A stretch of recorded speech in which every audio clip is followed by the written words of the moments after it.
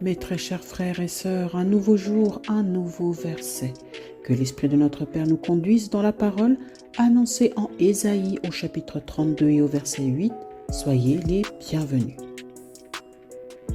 Mais celui qui est noble forme de nobles desseins, et il persévère dans ses nobles desseins. Mes bien-aimés, dans les œuvres, nos intentions doivent être dignes. Nos actes doivent refléter la grandeur du nom du Christ. En Tite, au chapitre 2 et au verset 7, il est écrit « Tu te montres en toi-même à tout égard un modèle de bonnes œuvres et donnant un enseignement pur, digne. » Un cœur sincère nous conduit à faire de belles actions et Dieu le reconnaît. Voyez David, Dieu le Père aimait son cœur.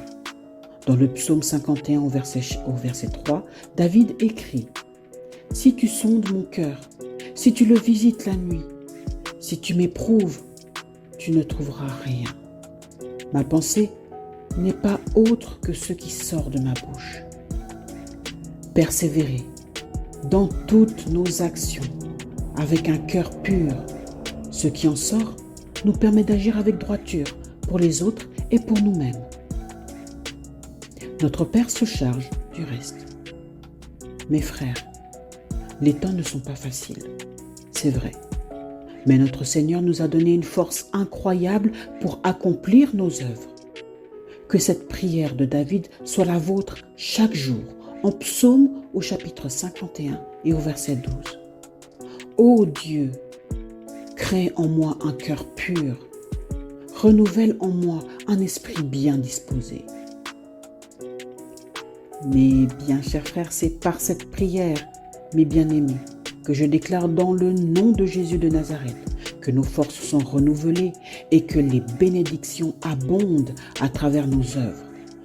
Nous, dignes héritiers du royaume de notre Père. Amen. Mes bienheureux, la parole est bien vivante.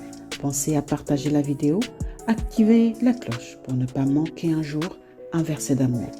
Recevez l'Esprit Saint de notre Père et soyez magnifiquement bénis. Dans le nom de Jésus.